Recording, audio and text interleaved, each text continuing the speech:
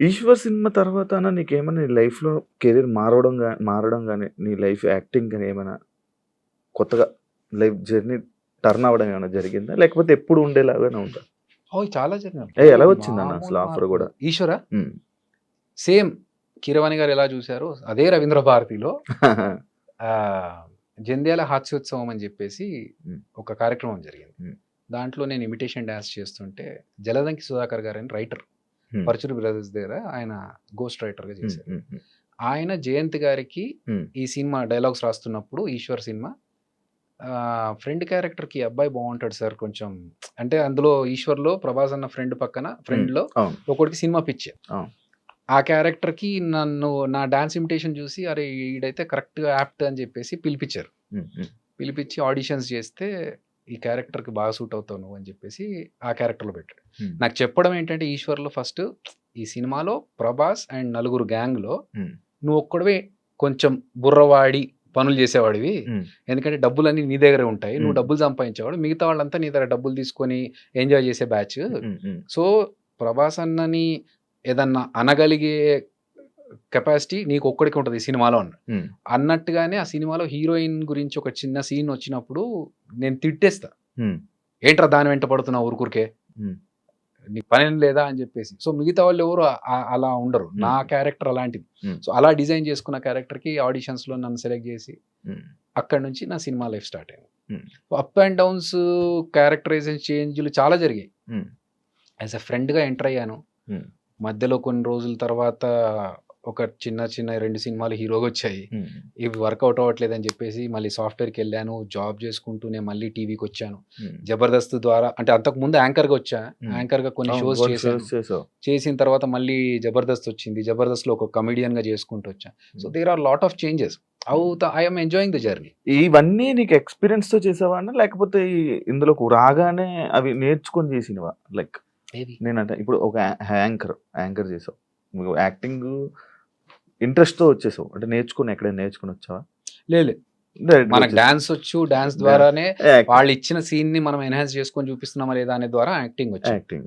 దాని తర్వాత యాంకరింగ్. అవును. యాంకరింగ్ కూడా నీకు రాదు. వచ్చానా ముందు యాంకరింగ్? అంతకుముందు ఎప్పుడు చేయలేదు. అంతకుముందు ఎప్పుడు చేయలే. సో, వాళ్ళెప్పుడైతే పిలిచి ఇట్లా ఈటీవీలో మేము టీవీ హ్మ్. షో స్టార్ట్ చేస్తున్నాము. హ్మ్.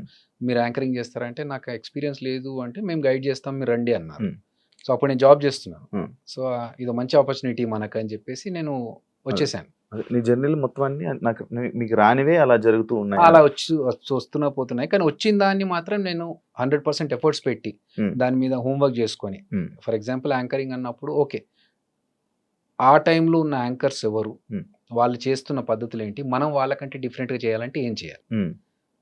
సో, ఇఫ్ యూ సీ యాంకరింగ్‌లో డాన్స్‌తో స్టార్ట్ చేసింది ఫస్ట్ మేమే. హ్మ్. అవును. నేను నాతో పాటు ఇంకొక అమ్మాయి అలేఖ్య అని ఉండేది. హ్మ్. సో, ఇంట్రడక్షన్ షో స్టార్ట్ అవ్వాలి యాంకర్‌ది అన్నప్పుడు ఫస్ట్ ఇంట్రడక్షన్ వచ్చి ఒక డాన్స్ చేసి, తర్వాత హాయ్, హలో, నమస్తే, welcome this is Abhinay Krishna. హ్మ్. సో, ఆ స్టార్ట్ అనేది అక్కడి నుంచే స్టార్ట్ అయింది. హ్మ్. హ్మ్. దాని తర్వాత ఇప్పుడు వేరే వేరే యాంకర్స్ డాన్స్‌లు చేస్తూ మాట్లాడడం ఇయన్నీ తర్వాతొచ్చినియి. హ్మ్. హ్మ్. కానీ అదొక ఓకే. అప్పుడు లేదు మేము కొత్తగా స్టార్ట్ చేయాలని. ఒక యాంకర్‌గా ఇంకేం చేయొచ్చు? హ్మ్. ఒక బ్రేక్ చెప్పేటప్పుడు ఎలా చెప్పొచ్చు? హ్మ్. సో, ఆ వర్క్ అయితే చేశాం. హ్మ్. హ్మ్. నన్ను అందరూ మురళీమోహన్ గారు దానికి జడ్జ్ నేను చేసిన షోకి. హ్మ్. హ్మ్. సో, ఆయన చాలా అప్రిషియేట్ చేశారు ఆ విషయాన్ని. ఎందుకంటే నార్మల్‌గా అందరూ hi let's take a break now అన్నారు. వెల్కమ్ బ్యాక్ అంటున్నారు.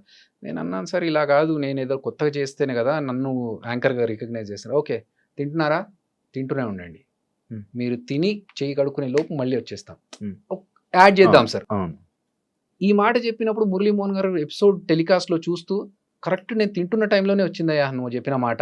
అరె! భలే కనెక్ట్ అయ్యామే అనుకున్నాను అన్న. హ్మ్. సో, మనకు తెలుసు ఏ టైంలో ఈ ఎపిసోడ్ పడుతుంది. ఆ టైంలో జనాలు ఏం చేస్తా ఉంటారు. హ్మ్. హ్మ్. హలో మాస్టారు ఏంటి అటు ఇటు చూస్తున్నారు? ఇక్కడ చూడండి సార్. హ్మ్. మా ఎపిసోడ్‌లో బ్రేక్ తీసుకుంటున్నాం.